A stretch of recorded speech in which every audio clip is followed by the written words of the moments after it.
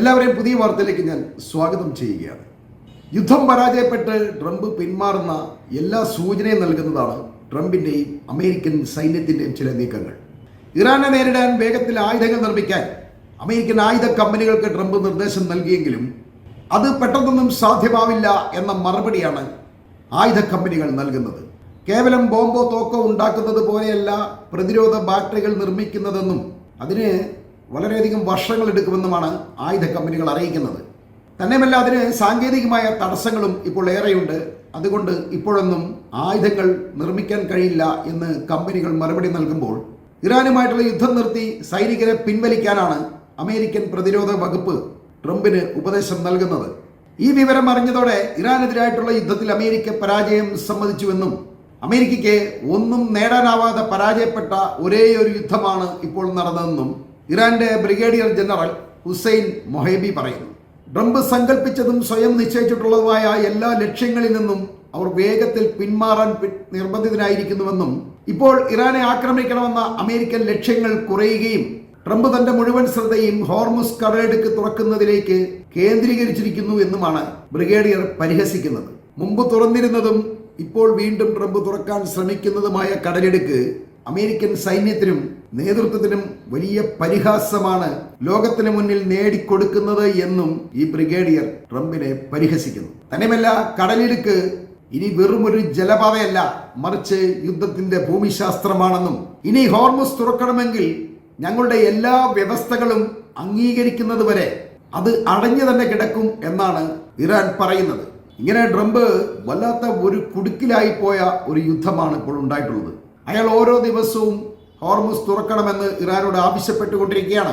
അത് Iran അവഗണിക്കുമ്പോൾ Trump പറയുന്നത് അതല്ലെങ്കിൽ ഞാൻ ഇറാനെ ചുട്ടു ചാമ്പലാക്കും എന്നൊക്കെയാണ്.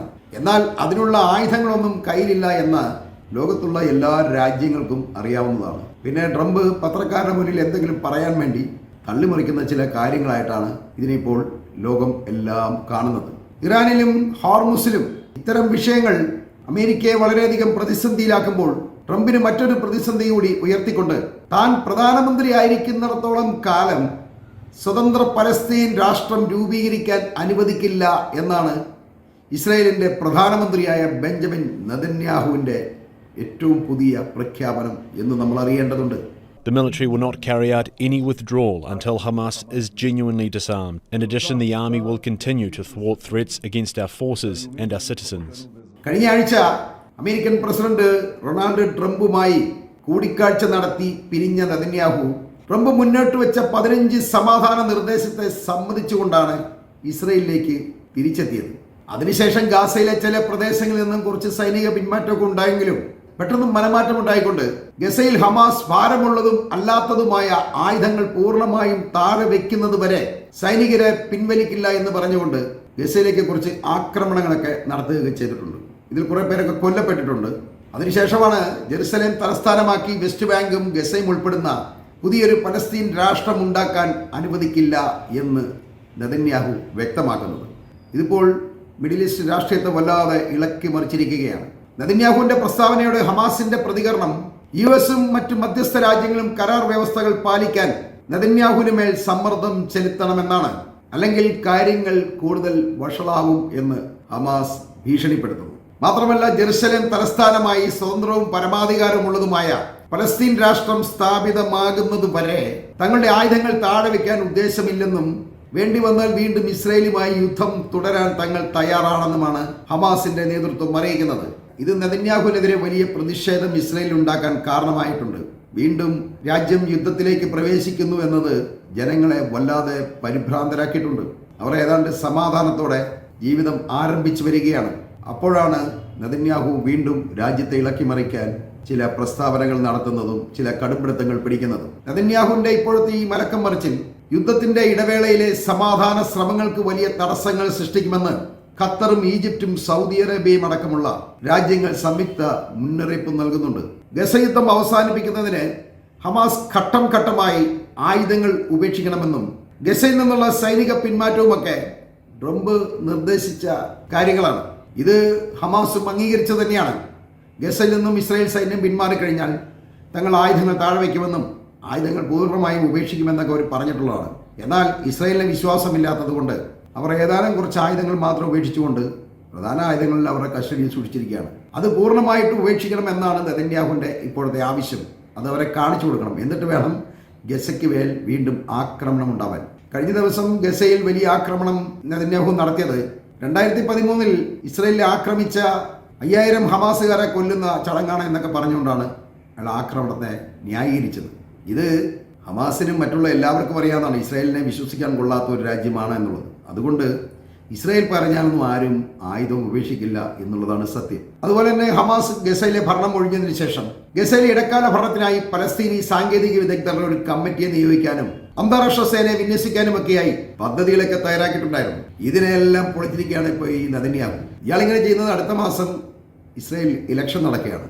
നെതന്യാഹുവിനൊപ്പമുള്ള തീവ്ര വലതുപക്ഷ ശക്തികളുടെ സമ്മർദ്ദവും കണക്കിലെടുത്താണ് നെതന്യാഹു പരസ്യമായി ട്രംപിന്റെ പദ്ധതികളെ തള്ളിയിട്ടുള്ളത്. ഇത് തള്ളിയതോടെ മേഖലയിലെ സമാധാന ശ്രമങ്ങളെല്ലാം അനിശ്ചിതത്വത്തിലായിട്ടുണ്ട്. ട്രംപിന്റെ നിർദ്ദേശങ്ങളെല്ലാം തള്ളിയതിനു ശേഷം യുഎസുമായിട്ടുള്ള തന്ത്രപ്രധാനമായ ബന്ധത്തെ ഞങ്ങൾ ബഹുമാനിക്കുന്നുണ്ടെങ്കിലും ഇസ്രായേലിന്റെ സുരക്ഷാ കാര്യങ്ങളിൽ വിട്ടുവീഴ്ചയില്ലെന്നാണ് നെതന്യാഹു ഇപ്പോൾ പറയുന്നത്. ഇത് ഈ ട്രംപും നെതന്യാഹു ഒക്കെ ആയിട്ടുള്ള ഒത്തുകളി തന്നെയാണ്. അതല്ലാതെ ഇതൊന്നും നേരെ ചൊവ്വേ വരാൻ വേണ്ടിയല്ല ഇവന്മാരിങ്ങനെ ഇടപെടുന്നത്. ഇവർക്ക് ഇറാനിൽ നിന്നുള്ള തോൽവി വലിയ നാണക്കേട് സൃഷ്ടിച്ചിട്ടുണ്ട്. അതിനെ മറികടക്കാൻ വേണ്ടി മറ്റെന്തെങ്കിലുമൊക്കെ പ്രവൃത്തികൾ ചെയ്തുകൊണ്ട് ആ നാണക്കേട് മറക്കുകയാണ് ചെയ്യുക. എവിടെയെങ്കിലും ഇവർക്കൊന്നും ജയിക്കണം, അതിനുവേണ്ടിയുള്ള തന്ത്രമാണ് ഇപ്പം നെതന്യാഹുവും ചെയ്യുന്നത്. അതിൻ്റെ പിന്നിൽ ട്രംപുമുണ്ട് എന്ന് വേണം പറയാൻ. ഇവന്മാർ രണ്ടുപേരുടെ കൂടി കണ്ടതിന് ശേഷമാണ് ആദ്യം ഒരു സമാധാന ശ്രമം എന്നൊക്കെ കാണിച്ചുകൊണ്ട് ഇങ്ങനെ ചില നമ്പരൊക്കെ ഇറക്കിയിട്ട് ഇപ്പം വീണ്ടും ഗസയ്ക്ക് പ്രതിരോധം ഏർപ്പെടുത്തിയിരിക്കുകയാണ്. അല്ലെ ഗസയിൽ നിന്നും ഇസ്രായേൽ സൈന്യത്തെ പിൻവലിക്കില്ല എന്നൊക്കെ നെതന്യാഹു പറയുന്നത്. ഇവർക്ക് ശരിക്കും ഭയം തന്നെയാണ്. എന്നാൽ നെതന്യാഹുവിൻ്റെ ഈ തീരുമാനത്തിനെതിരെ ഇറാനും ഹിസ്ബുള്ളയും പറയുന്നത് പലസ്തീൻ ജനതയുടെ അടിസ്ഥാന അവകാശങ്ങൾ പൂർണ്ണമായി നിഷേധിക്കുന്ന നെതന്യാഹു ഇസ്രായേലിന്റെ പൂർണ്ണ നാശമാണ് ആഗ്രഹിക്കുന്നത് എന്നാണ്. പലസ്തീൻ രാഷ്ട്രം രൂപീകരിക്കാൻ നെതന്യാഹു അനുവദിക്കില്ല എന്നുണ്ടെങ്കിൽ അടിച്ചു ബലമായി അതിന് ഞങ്ങൾ സമ്മതിപ്പിക്കും എന്ന സൂചനയും ഇവർ നൽകുന്നുണ്ട്. ഇസ്രായേൽ സാമ്പത്തികമായും സൈനികമായും തകർന്നിരിക്കുന്ന ഈ അവസ്ഥയിൽ ഒരു പ്രത്യാക്രമണത്തിന് അവർക്ക് ഒരിക്കലും കഴിയാത്തിടത്തോളം നെതന്യാഹുവിൻ്റെ ഈ തീരുമാനങ്ങൾ ഇസ്രായേലിൻ്റെ നാശത്തിനെ ഉപകരിക്കൂ എന്നാണ് ഇറാന്റെ സൈനിക നേതൃത്വം തന്നെ ഇപ്പോൾ പറയുന്നത്. ഇറാൻ ഇപ്പോഴും അതിശക്തമായി നിൽക്കുകയും അവരുടെ ഏറ്റവും പുതിയ ആയുധങ്ങൾ വരെ അവർ കഴിഞ്ഞ ദിവസങ്ങളിലൊക്കെ പ്രദർശിപ്പിക്കുകയൊക്കെ ചെയ്യുമ്പോൾ ഇവന്മാരെ ഇറാനെ തോൽപ്പിച്ചു എന്ന് പറഞ്ഞ് ആയുധങ്ങൾ പോലും ഇല്ലാത്ത അമേരിക്ക അല്ലെങ്കിൽ ട്രംപ് വമ്പ് പറഞ്ഞുകൊണ്ടിരിക്കുകയാണ്. നെതന്യാഹുവിനും ഇറാന്റെ ഒരു ആക്രമണത്തെ തടുക്കാൻ യാതൊരുവിധ ശേഷിയില്ല. പക്ഷെ എന്നിട്ടും അവർ ഗസയുടെ മേൽ പിടിമുറുക്കുകയാണ്. അത് ഒരിക്കലും ഇസ്രായേലിന് ഗുണം ചെയ്യില്ല. നെതന്യാഹു അയാളുടെ നിലനിൽപ്പ് മാത്രമേ എപ്പോഴും നോക്കുന്നുള്ളൂ. രാജ്യത്തിന്റെ സുരക്ഷയൊന്നും അയാൾക്ക് വലിയ പ്രാധാന്യമില്ല. അതുകൊണ്ടാണ് അയാൾ എപ്പോഴും ഗസയെ ആക്രമിക്കാനും മറ്റുള്ളവരെ പ്രകോപിപ്പിക്കാനും ശ്രമിക്കുന്നത്. എന്നാൽ ഇറാൻ പറയുന്നത് പലസ്തീൻ ജനതയ്ക്കൊപ്പം ഇറാൻ എക്കാലവും ഉറച്ചു നിൽക്കും.